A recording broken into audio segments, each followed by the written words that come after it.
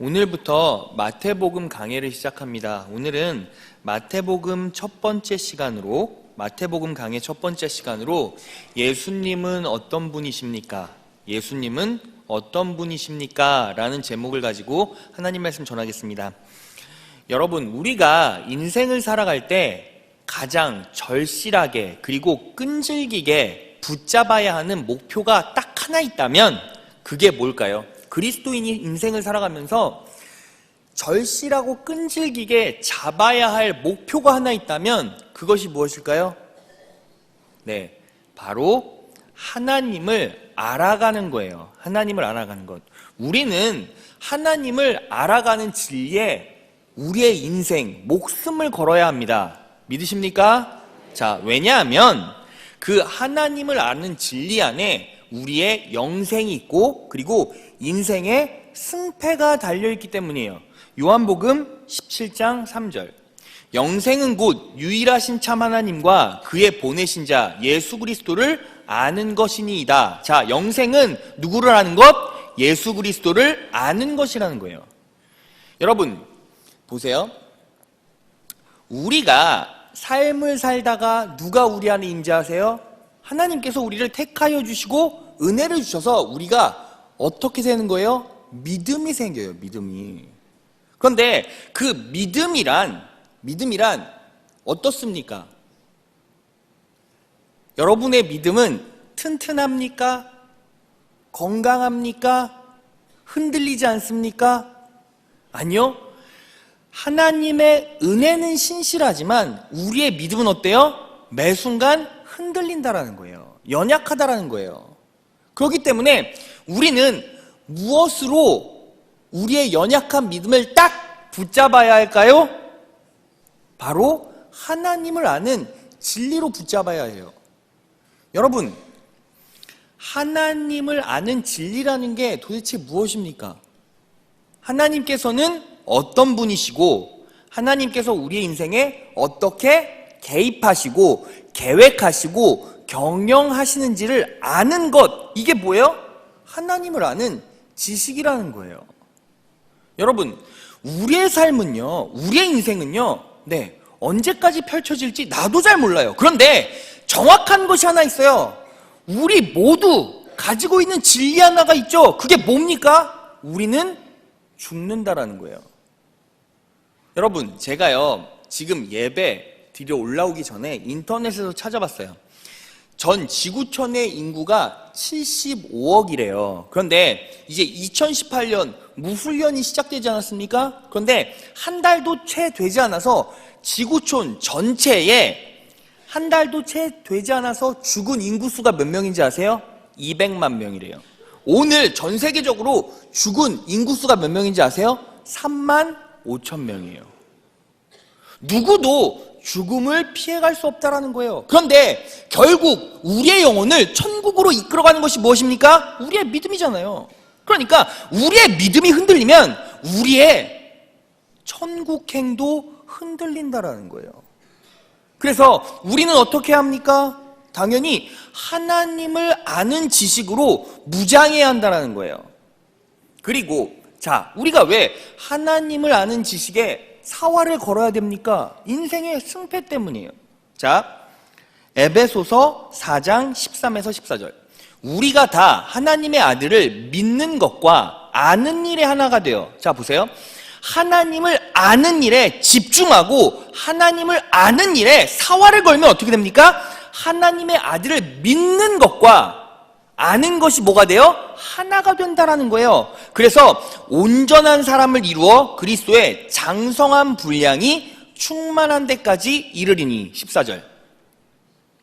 이는 우리가 이제부터 어린아이가 되지 아니하며 사람의 괴술이 뭐라고 나와 있어요? 속임수와 간사한 유혹에 빠져 모든 교훈, 가르침에 풍조에 밀려 요동치 않게 하려 함이라. 보세요. 우리가 하나님 아는 일과 우리의 믿음을 딱 하나로 하게 되면 무엇을 극복할 수 있어요? 세상이 우리에게 주는 속임수, 유혹, 다른 가르침에서 요동하지 않게 된다는 거예요. 여러분, 그런데 속임수, 유혹, 다른 가르침하면 딱 생각나는 게 뭐가 있습니까? 바로 사탄의 전략인 거죠. 태초에 하나님이 천지를 창조하셨어요. 그런데 인간을 창조하시면서 어떤 명령을 하셨어? 동산 중앙에 있는 선악과를 따서 먹는 날엔 정녕 죽으리라. 그런데 그 명령에 누가 토를 달아요? 사단이 토를 달아요. 다른 가르침을 하죠. 야! 절대 죽지 않아. 하나님께서 그런 얘기를 하신 것은 너희가 선악과를 따라서 먹으면 하나님처럼 되니까 그런 거야. 뭐예요? 다른 가르침을 선포하죠. 그리고 어떻게 됩니까? 유혹해요. 먹어. 그리고 어떻게 합니까? 속임수죠. 사기친다라는 거예요.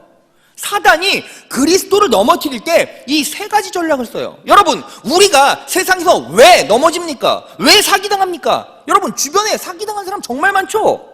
왜 세상의 유혹에 빠져서 죄에 허덕입니까? 결국 뭐 때문에 그랬죠? 하나님을 알아가는 지식이 없어서 그렇다라는 거예요. 하나님께서 내 인생을 어떻게 경영하시고 어떻게 인도해 가시느냐, 그리고 그 하나님은 도대체 누구냐라는 그 지식이 내 심령 가운데 없으니까 우리는 어떻게 해요? 믿음이 연약해지고 세상에서 무너지고 패배한단 말이죠. 여러분, 오늘 본문 말씀을 누구에게 쓴 것입니까? 오늘 마태복음이란 마태가 누구에게 썼을까요? 유대인에게 썼어요. 유대인에게. 근데 여러분, 복음이란 복음이란 무엇이죠? 기쁜 소식을 말해요. 마태가 쓴 기쁜 소식이 뭐예요? 마태복음이에요. 마태가 기쁜 소식을 유대인에게 썼어요. 왜 유대인에게 썼죠? 유대인들이 예수를 모르니까.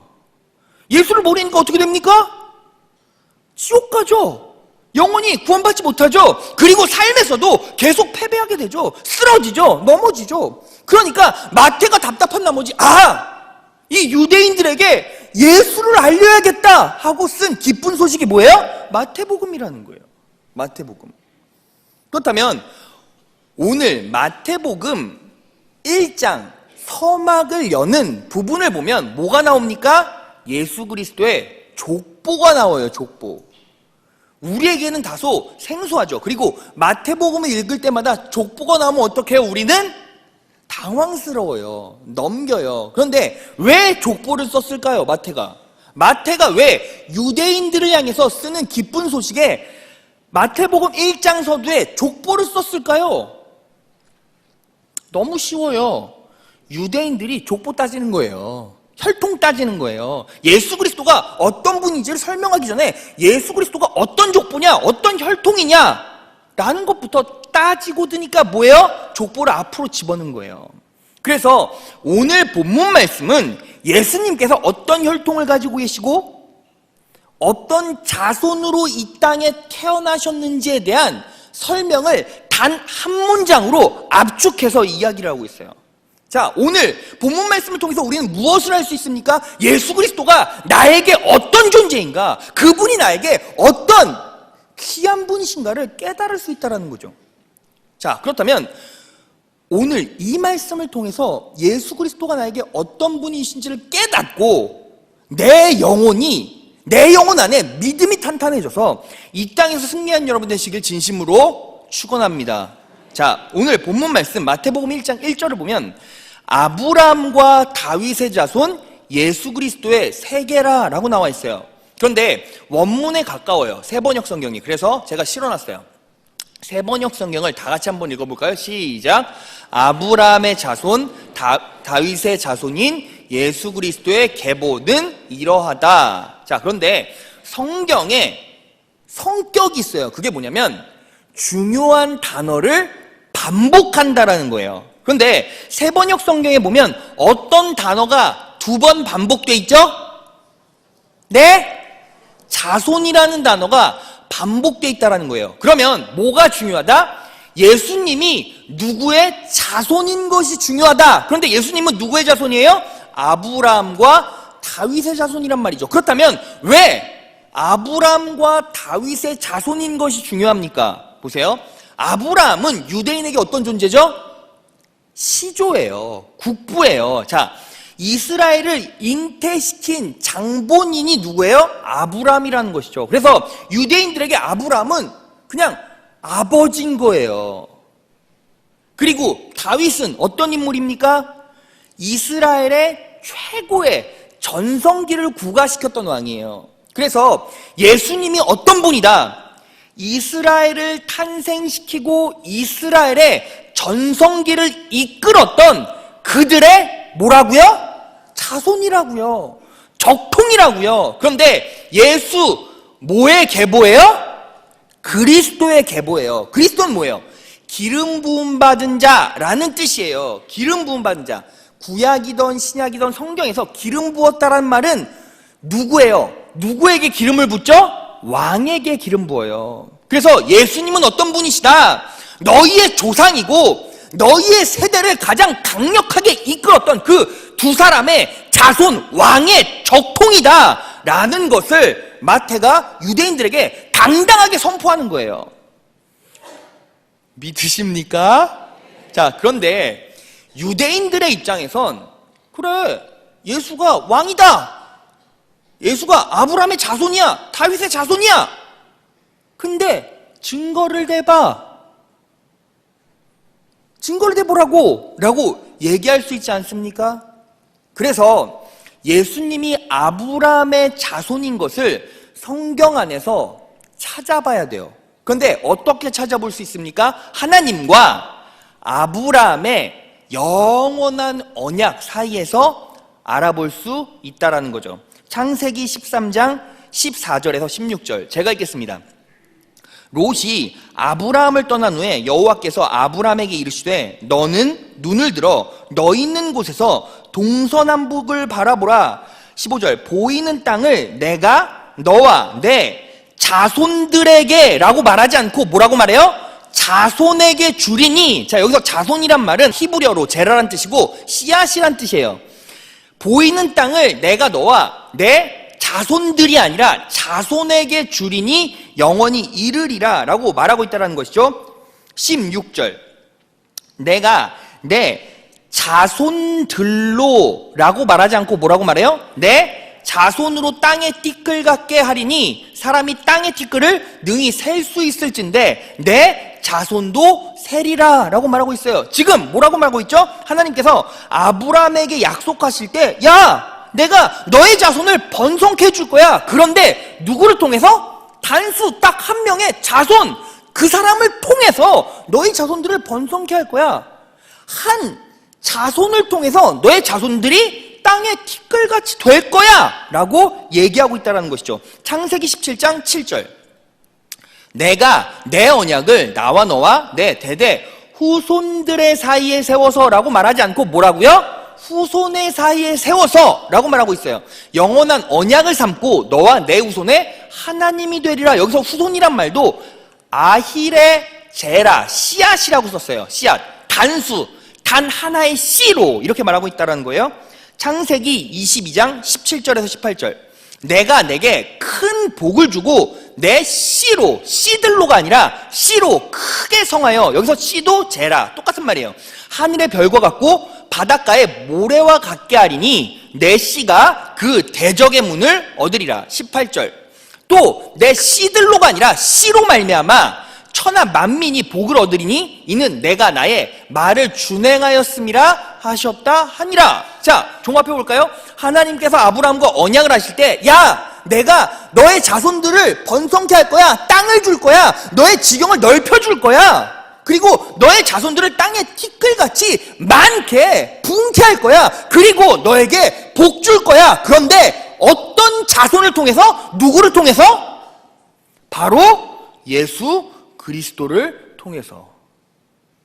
여러분, 이게 제가 한 말입니까? 아니요, 성경이 그렇게 말하고 있어요. 자, 이 얘기를 뒷받침해주는 근거 구절이 있습니까? 있어요.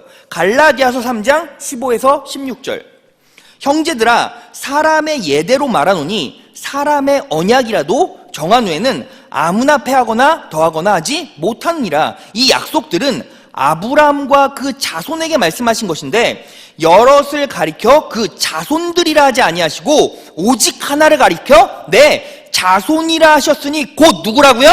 그리스도라. 세번역 성경을 볼까요?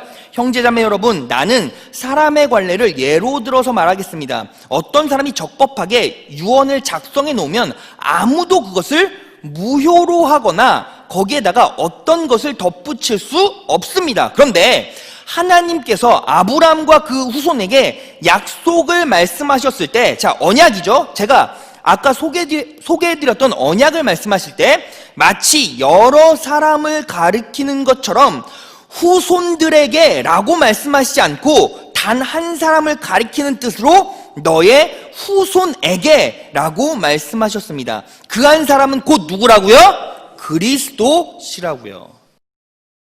자, 그러면 하나님께서 아브라함과 언약을 갱신하셨을 때 그 언약을 통해서 예수 그리스도의 이 땅의 출현을 작정하셨어요. 그리고 예수 그리스도를 통해서 뭐를 작정하셨다? 아브라함의 자손에게 복 주시기로 약속하셨다. 믿으십니까? 자, 그러면 우리는 우리의 입장에서 보면 보세요. 우리는 예수님께 누구죠? 우리는 예수님을 뭐라고 불러요? 아버지라고 불러요. 요한복음 1장 12절에 보면 영접하는 자 곧 그 이름을 믿는 자들에게는 하나님의 자녀가 되는 뭐요? 권세를 주셨어요. 그러니까 우리는 예수를, 하나님을 뭐라고 불러요? 아버지 하고 부른다는 거예요. 그러면 아버지는 뭐예요? 아들과 아버지는, 자, 아들은 아버지의 뭐다? 자손이다. 자, 그러면 우리는 예수 그리스도의 자손임과 동시에 누구의 자손이다? 아브라함의 자손인 거죠. 갈라디아서 3장 29절. 여러분은 그리스도에게 속한 사람입니다. 그러므로 여러분은 아브라함의 자손입니다. 하나님께서 아브라함에게 하신 약속대로 여러분은 하나님께서 주시는 모든 복을 받습니다. 믿으십니까? 하나님을 아버지라고 고백하시는 분 아멘? 그러면 여러분들에게 뭐가 임합니까? 아브라함의 모든 복이, 아브라함의 자손에게 주시겠다라는 모든 복이 임한다라는 거예요. 믿으십니까? 자, 우리 옆 사람과 이렇게 고백해 볼까요? 저는 아브라함의 복을 받습니다. 저는 아브라함의 복을 누릴 것입니다. 믿으십니까? 여러분, 예수 그리스도를 믿는다라는 게 도대체 뭐죠? 말씀을 믿는다라는 거예요. 말씀대로 우리의 삶을 집어넣고 그 말씀에 맞추어서 이 말씀이 그렇다 하면 그걸 믿음으로 받아들이면 어떻게 됩니까? 그냥 그대로 되는 거예요. 믿으십니까? 그게 그리스도인의 능력이 된다는 거죠. 그렇다면 제가 여러분들에게 하나 여쭤볼게요. 예수 그리스도께서 이 땅에 오셨고 아브라함을 통해서 이제 우리는 복을 받게 돼 있어요. 아브라함의 자손임으로 예수 그리스도를 통해서 우리가 복을 받게 돼 있어요. 그런데 복이 뭡니까? 복이. 자, 여러분들이 생각하는 복이 뭡니까? 네. 아멘. 행복해지는 거. 자, 보세요. 현대를 살아가는 그리스도인들 많은 분들이 복 받고 싶습니다. 축복받길 원해요. 라고 하면 처음 생각하는 게 뭐예요? 부자 되는 거요. 물질적으로 돈 많이 버는 거요. 그런데 여러분, 물질이 복입니까?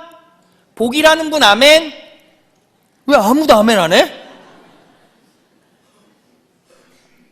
내가 여기서 아멘 하면 너무 세상적으로 비치겠지? 근데 속으로는 어떤 축복을 받고 싶어요? 돈 많이 벌고 싶어요. 속으로는 막 이러면서. 여러분, 그러면 물질은요 축복이 아닙니까? 네, 이제 본심이 나오시는군요. 여러분, 제가 정리를 해드릴게요. 물질은 복이 될 수도 저주가 될 수도 있어요. 여러분, 작년 11월에 용인에서 온 가족, 일가족 살해 사건이 일어났는데 그 살인자가 뜻밖에도 그 가정의 장남이었대요. 그리고 아내와 같이 모의해서 온 가족을 아주 싸그리 살해를 했는데 결국 파보니까 이유가 뭐예요? 돈 때문이에요. 돈 때문에. 작년 11월 달에 송선미라는 연예인이 있었대요. 그 남편이 청부 살해를 당했대요. 근데 이유가 뭐냐면 돈 때문이래요. 돈을 쥐고 있었는데 토해내지를 않으니까. 그럼 보세요. 우리에게 돈이 있어요. 근데 그 돈 때문에 우리가 살해당했어요. 그러면 돈이 축복의 씨앗입니까? 저주의 씨앗입니까? 저주의 씨앗이에요.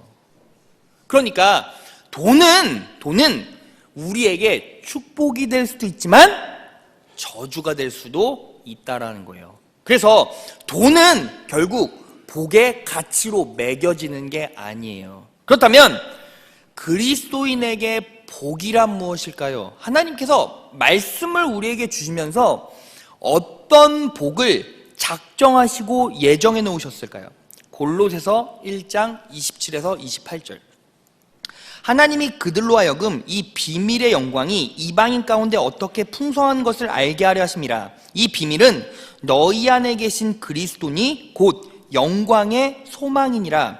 우리가 그를 전파하여 각 사람을 권하고 모든 지혜로 각 사람을 가르침은, 이 말이 무슨 뜻이냐면 성경 가르치는 이유는, 복음을 가르치는 이유는 각 사람을 그리스도 안에서 완전한 자로 세우려 함이니 라고 나와 있어요. 자, 성경으로 믿지 않은 사람, 믿어도 제대로 믿지 못하는 사람들을 가르치는 이유가 뭐예요? 그리스도 안에서 완전한 자로 세우려 함이래요. 그러면 진정한 복이 뭐예요? 그리스도 안에서 누리는 완전함인 거예요.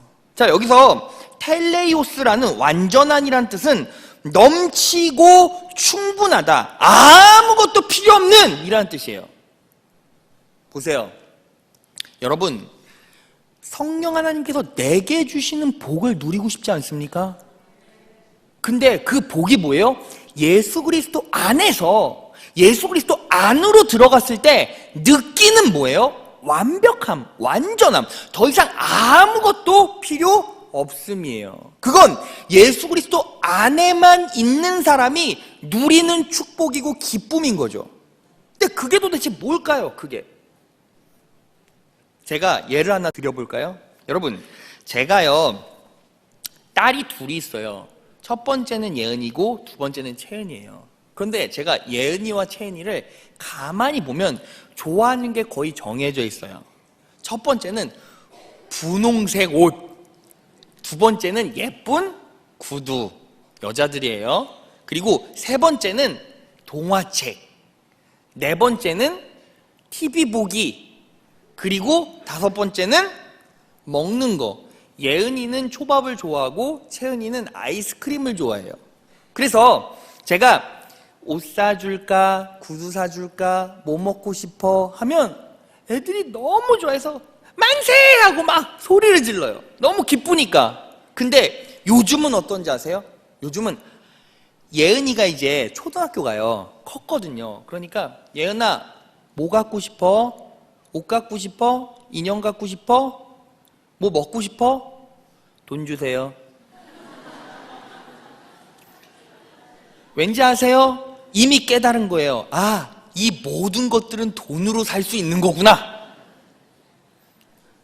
여러분, 그래서 딸 둘이 이제 물질, 만몬의 우상에게 반응하기 시작한 거예요.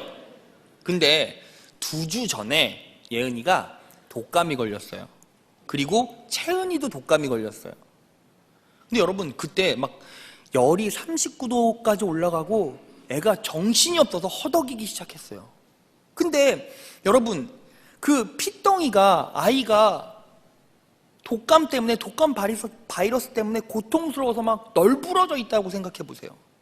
뭐든 하고 싶잖아요. 부모된 도리로.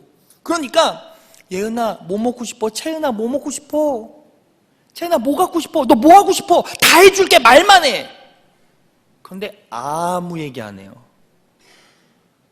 근데 누가 딱 떨어져 있기만 하면 막 소리를 질러요. 막 대성통곡을 하면서 막 소리 지르는 거예요. 누가 떨어져 있으면? 엄마가 떨어져 있으면. 채은이 같은 경우는 엄마 품에서 벗어나려고 하질 않아요. 그냥 엄마를 채은이 곁에서 띄워놓으면 저는 막 불안하잖아요. 채은이가 독감인데 아내까지 걸리면 저는 어떡해요? 사실 저도 독감이었거든요. 완전히 독감 패밀리가 막 집에서 막 독감을 풍기면서 다니면 얼마나 힘들겠어요. 그러니까 제 아내만이라도 좀 안 걸렸으면 좋겠다 싶어서 떼어놓으려고 하면 채은이가 막 소리를 질러요. 엄마! 하고 막 소리 지르면서 그 품에서 벗어나려고 하질 않아요. 근데 놀라운 사실이 뭔지 아세요? 엄마가 채은이를 딱 안고 있으니까 애가 음식도 옷도 다 필요 없어요. 그냥 그대로 뭘 느끼냐면 평안을 느껴요. 안정감을 느껴요. 그리고 어떻게 되는지 아세요? 금방 병을 극복해요. 여러분, 예은이, 채은이의 인생 가운데 아주 큰 환난과 고통과 시련이 왔어요. 근데 누가 있으니? 엄마 품에 안겨 있으니 다른 게 필요 없는 거예요. 예은이, 채은이가 좋아하는 옷, 구두, 먹는 거, 동화책, TV 다 우선입니까? 아니요. 그 순간 차선이 돼버린 거예요. 여러분, 우리는 세상에 뚝 떨어져 있죠. 그리고 매 순간 사단의 유혹과 속임수와 다른 복음 속에서 선동당해요. 그러면 우리는 어떻게 됩니까? 또 고난당하죠. 또 아픔당하죠. 또 시련당하죠. 그런데 우리가 예수 그리스도 안에 없으면 어떻게 됩니까? 그대로 넘어져요. 근데 예수 그리스도 안에 있으면 어떻게 됩니까? 우리가 내 시련을 해결할 수 있는 게 돈인가 물질인가 막 생각하다가도 예수 그리스도 안에 있으면 이 모든 것은 뭐가 돼요? 우선이 아니라 차선이 돼버리는 거예요. 왜? 엄마가 채은이를 책임져 주듯이 예수님이 우리의 삶을 책임져 주시니까. 믿으십니까? 그러면 여러분, 진정한 복이라는 게 뭐예요? 바로 예수 그리스도 안에 있을 때 느끼는 완전함이에요. 그걸 느끼고 누리려면 어떻게 해야 됩니까? 예수님이 나에게 어떤 존재입니까? 내 삶에 어떻게 개입하십니까? 내 삶을 어떻게 경영하십니까? 내 삶을 어떻게 계획하십니까? 를 말씀을 통해 알아가고 성령 충만해서 성령 하나님의 은혜를 체험하면 우리는 어떻게 됩니까? 바로 예수 그리스도 안에서 누릴 수 있는 복을 소유할 수 있다라는 거예요. 그렇다면 예수님께서 아브라함을 통해서 왜 이 땅에 나타나셨죠? 그것 때문에 복 주시려고 우리 성도를 그분 안에 집어넣으려고 오신 거예요. 보세요. 당시 로마 시대 유대인들은 먹을 게 없었어요. 입을 게 없었어요. 굶어 죽고 맞아 죽었어요. 고난당했다라는 것이죠. 그런데 그들에게 진짜 필요했던 건 돈이 아니었어요. 옷이 아니었어요. 집이 아니었어요. 정치적으로 혁명을 일으켜서 로마를 무찌를 정치 지도자가 아니었어요. 누구였어요? 바로 예수 그리스도였다는 것이죠. 예수 그리스도 안에 있을 때 어떠한 고난과 시련도 유대인들은 다 이겨낼 수 있었다는 거예요. 그 복을 주시기 위해서 누가 오셨다? 예수 그리스도께서 우리의 삶으로 오셨다는 것이죠. 그러면 아브라함의 자손을 받은 성도들은 어때요? 예수 그리스도 안에 있으면 그 기쁨, 그 희열, 그 안정감, 그 충만함, 그 평안함 전부 다 누릴 수 있죠. 여러분 생각해 보십시오. 우리가 늙어가요. 늙어가면 어떻게 됩니까? 몸이 고장나죠. 몸이 고장나기 시작하면 막 돈 많은 게 본질적으로 막 너무 행복한가요? 음식을 막 먹는 게 행복한가요? 움직이지도 못하고 음식을 많이 먹지도 못해요. 시간이 지나면 지날수록 본질적인 문제를 여러분들이 해결하지 못하면 어떻게 됩니까? 젊었을 때는 돈도 필요하고 집도 필요하고 다 필요하지만 우리가 시간이 지나면 결국 어떻게 됩니까? 우리가 예수 그리스도 안에 있다라는 확신을 믿음으로 소유하고 있지 못하면 우리의 삶 자체가 어그러져 버린다는 거예요. 무너져 버린다는 거예요. 그런데 예수님께서 그것을 해결해 주시기 위해서 우리의 인생 가운데 임재해 주셨어요. 그게 뭐예요? 아브라함의 복이라는 거예요. 자, 예수님께서 우리 인생에 또 어떤 모습으로 오셨죠? 오늘 본문에 보면 다윗의 자손으로 오셨어요. 자, 그러면 다윗의 자손으로 오셨다는 증거를 어떻게 알 수 있습니까? 하나님과 다윗의 약속, 언약을 통해서 알 수 있다는 것이죠. 사무엘하 7장 12절에서 13절. 내 수완이 차서 내 조상들과 함께 잘 때에 내가 내 몸에서 날 자식을 내 뒤에 세워요. 그 나라를 견고케 하리라. 저는 내 이름을 위하여 집을 건축할 것이요 나는 그 나라 위를 영원히 견고케 하리라. 공동번역으로 볼까요?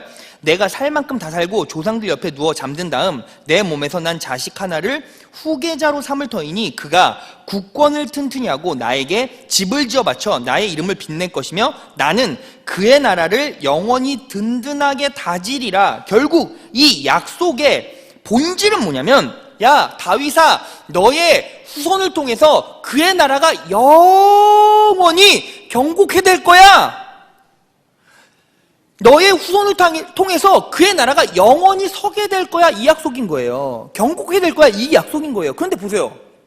다윗의 후손, 자손 중에서 그의 나라가 영원히 견고케 된 왕이 있었어요? 여러분, 다윗의 자손 중에 생각나는 사람이 있으신가요? 한 명 있죠? 누구예요? 솔로몬. 근데 솔로몬의 나라를 영원히 견고케 했나요? 아니요. 솔로몬 말년에 이스라엘이 어떻게 되죠? 남과 북으로 찢어져요. 분단의 아픔을 겪는다라는 것이죠. 그리고 또 그 후에 어떻게 됩니까? 바벨론의 포로가 되고, 지금 마태복음이 쓰여진 시기에 어떻게 됩니까? 로마의 식민지가 되어져요. 그러면 다윗의 자손 중에 그의 나라를 영원히 견고케 세워줄 사람, 왕, 그분이 바로 누구예요? 예수 그리스도밖에 없었다라는 거예요. 마태는 그걸 얘기하고 싶었어요. 야, 이제 이스라엘 나라를 영원히 견고케 세워주실 그분이 누구야? 예수 그리스도야 라는 걸 유대인에게 피력하고 싶었던 것이죠. 근데 그렇다면 우리는 어떻게 적용해야 합니까? 예수님께서 이 땅에 오셔서 예수 그리스도의 나라를 영원히 견고케 한다 라는 말을 우리의 삶에 어떻게 적용해야 합니까? 그의 나라가 도대체 누구냐는 거예요. 누구죠? 바로 우리예요. 자, 베드로전서 2장 9절. 그러나 너희는 택하신 족속이요 왕같은 제사장들이요 거룩한 뭐라고요? 나라. 너희는 누구예요? 우리는 예수 그리스도의 나라인 거예요. 그리고 그분의 소유된 것이죠. 우리는 예수 그리스도를 통해 어떻게 됩니까? 견고케 돼요. 믿으십니까? 여기서 견고케 되다라는 말은 무슨 뜻이냐면, 정확히 말하면 인간과 인간, 존재와 존재 사이에서 견고케 된다라는 거예요. 근데 여러분, 인간과 인간, 존재와 존재 사이에 관계가 견고케 되려면 어떻게 됩니까? 어떻게 돼야 되죠? 자, 제가 예를 하나 들어드릴게요. 저기 김철기 장로님이 계시네요. 김철기 장로님이 저와의 관계가 아주 견고해요. 그건 무슨 뜻이에요? 그냥 친하다는 뜻이에요? 아니요. 보세요. 제가 김 장로님을 붙잡고 있고 김 장로님이 저를 붙잡고 있으면 그 관계가 어떻게 됩니까? 견고케 돼요. 인간과 인간 사이에는. 보세요. 부부관계가 견고하다라는 말이 뭐예요? 남편은 아내 싫어하는데 아내만 남편 붙잡고 있는 게 견고한 거예요? 반대로 남편은 아내를 너무 사랑하는데 아내가 남편을 붙잡지 않고 있어요. 그럼 견고한 거예요? 아니요. 부부관계에서 견고함이란 뭐예요? 남편도 아내를 붙잡고 있고 아내도 남편을 붙잡고 있다라는 거잖아요. 그런데 예수 그리스도를 통해서 우리가 견고케 된대요. 우리의 나라, 예수 그리스도의 나라가 견고케 된대요. 이 말은 무슨 뜻이냐면 하나님과 인간 사이에 예수 그리스도가 오셨고 예수 그리스도가 그의 나라를 견고케 한다는 건 우리와 하나님의 사이를 누가 예수 그리스도를 통해서 견고케 만들어주신다는 뜻이에요. 믿으십니까? 그런데 여기서 보세요. 하나님은 우리를 붙잡고 계실 수 있어요. 견고의 근원이 되실 수 있다는 것이죠. 그런데 우리는 하나님을 끝까지 붙잡고 있을 수 있어요? 붙잡고 있을 수 있습니까? 연약해요. 부족해요. 그러면 우리는 어떻게 하나님을 붙잡고 예수 그리스도를 붙잡고 성령 하나님을 붙잡아 그분과의 관계를 견고케 할 수 있을까요? 이 답을 찾아내려면 다윗이 어떻게 축복받았는지를 찾아내면 돼요. 다윗이 하나님께 축복받았으니까 결국 다윗의 자손이 그의 나라를 견고케 하지 않았습니까? 그러니까 다윗이 어떻게 축복받았나를 찾아내면 오늘 전부 다 말씀이 마무리가 돼요. 자, 사도행전 13장 21절. 그 후에 저희가 왕을 구하거늘 하나님의 베냐민 지파 사람 기스의 아들 사울을 40년간 주셨다가 22절 다 같이 시작. 패하시고 다윗을 왕으로 세우시고 증거하여 가라사대 내가 이새의 아들 다윗을 만나니 내 마음에 합한 사람이라 내 뜻을 다 이루게 하리라 하시더니 하나님께서 다윗에게 뭐라고 말씀하세요? 너를 통해 내 뜻을 다 이룰 거야 라고 약속하셨죠. 그런데 다윗은 어떤 사람이었다? 하나님의 마음에 합한 사람이었다. 그렇다면 하나님의 마음에 합한 사람이란 무슨 뜻일까요? 아주 쉬워요. 하나님의 마음을 헤아리는 사람. 믿으십니까? 이걸 우리의 삶에 정확하게 적용해 볼까요? 지금 여러분 이 자리에 왜 나오셨죠? 왜 나오셨어요? 예배하러 나왔잖아요. 예배하러. 여러분 예배의 4요소 다 아시죠? 예배의 4요소 첫 번째가 뭐예요? 찬양, 두 번째가 기도, 세 번째가 말씀, 네 번째가 감사. 그러면 이 예배에 네 가지 요소를 그대로 대입해 볼까요? 보세요. 우리가 찬양을 해요. 왜 찬양합니까? 우리 흥겨우라고 우리 감정이 고양되라고? 아니요. 어떻게 찬양해요? 하나님의 마음을 헤아리는 심정으로 찬양하는 거예요. 믿으십니까? 그러면 기도 어떻게 하는 거예요? 기도, 하나님 제 거 주세요. 제 영역을 침범하는 불순한 세력들을 다 죽여주세요. 이렇게 기도합니까? 아니요. 기도 왜요? 하나님의 마음을 헤아리려고. 그래서 응답받는 능력 있는 기도의 요체가 무엇입니까? 내 의지를 하나님께 피력시키려는 기도가 아니라 하나님의 마음을 헤아려 하나님의 뜻을 내 입술로 선포하는 기도. 그게 뭐예요? 완벽하게 응답되고 가장 빠른 시일 내에 응답되는 거예요. 여러분들이 말씀을 왜 듣죠? 저는 성복교회 교인이니까요. 주일날 11시가 되었으니까요. 아니요. 여러분들이 이 자리에 있는 이유는 하나밖에 없어요. 말씀을 통해서 하나님의 마음을 헤아리려고. 여러분 살전 5장 16, 17, 18을 보면 항상 기뻐하라, 쉬지 말고 기도하라, 범사에 감사라고 나왔어요. 여러분 어떻게 범사에 감사할 수 있습니까? 어떻게 범사에 감사할 수 있어요? 범사에 감사할 거리가 있어야 감사잖아요. 감사할 수 없죠. 그런데 어떻게 감사할 수 있죠? 하나님의 마음을 헤아리면 감사할 수 있는 거예요. 하나님께서 예수 그리스도를 왜 보내주셨어요? 우리에게 아브라함의 축복 주시려고, 다윗의 축복 주시려고. 어떻게 해요? 하나님의 통치 안에 우리를 끌어들이시고 우리의 인생을 견고케 하시려고, 붙잡아 주시려고 오신 거예요. 그러면 우리의 삶이 지금 현실의 상황에 비추어 봤을 때 너무 고통스러워요. 힘들어요. 해결해야 될 산적한 문제가 너무 많이 있어요. 아무 상관없어요. 왜? 하나님께서 여러분들을 선택하시고 여러분들의 인생을 계획하고 계시고 개입하시고 어떻게 해요? 통치하시니까. 그러니까 우리는 아무 염려할 필요가 없어요. 염려할 거리를 염려의 감정으로 받아들이면 여러분들은 어떻게 됩니까? 염려하게 돼요. 다시 바꿔 말해볼까요? 두려운 거리를 두려움으로 받아들이면 여러분들 어떻게 합니까? 두려워지죠. 슬픈 거리를 슬픔으로 받아들이면 어떻게 됩니까? 슬퍼하게 되죠. 그런데 그게 가당키나 합니까? 절대 그렇지 않아요. 왜? 하나님께서 여러분 붙잡아 주시니까. 하나님께서 태초 전부터 여러분들을 계획해 놓으시고, 여러분들의 인생 가운데 놀라운 계획을 해 놓으시고, 여러분들에게 복 주시려고 이 땅에 오셨고, 여러분과 관계를 맺고, 여러분들 안에서 여러분들의 인생과 더불어 통치하시기 위해서 이 땅에 오셨다는 거예요. 왕으로 오셨다는 거예요. 믿으십니까? 그러면 우리가 왜 두려워해야 합니까? 왜 고통스러워해야 하죠?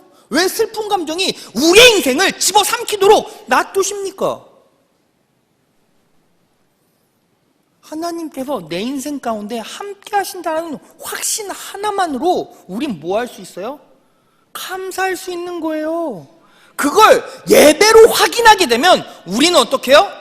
하나님의 마음을 헤아릴 수 있게 되고 감사할 수 있게 된다는 거예요. 자, 여러분, 예수님께서 이 땅에 오셨어요. 아브라함의 자손으로 오시고 다윗의 자손으로 오셨어요. 그러면 우리는 예수를 그리스도라 인정하고 고백하고 받아들이는 삶을 살고 있습니까? 여러분들은 지난주에 여러분들의 삶 가운데 예수 그리스도 안에 거하는 삶을 사셨습니까? 여러분 심령 가운데 역사하고 있는 부정적이고 고통스럽고 비판적이고 냉소적인 감정들을 그것으로 반응하지 않고 하나님께서 내게 주실 은혜와 축복을 내 삶의 힘으로 삼아 그렇게 감사함으로 반응하셨습니까? 그렇게 반응하시는 자들은 어떻게 됩니까? 인생에서 승리할 수 있다는 거예요. 그 사람이 가지고 있는 믿음은 사단이 꺾을 수 없다라는 것입니다. 여러분, 어떠한 마음으로 신앙생활을 하시고 어떠한 마음으로 인생을 살아가고 계십니까? 오늘 이 단 한 구절을 통해서 여러분들은 변화되셔야 합니다. 그리고 성령 충만한 인생을 살아서 승리하셔야 됩니다. 그렇게 말씀의 진리를 붙잡고 살아가셔서 여러분들의 영혼도 여러분들의 인생도 하나님 보시기에 합당한 승리로 나아가는 여러분 되시길 진심으로 축원합니다.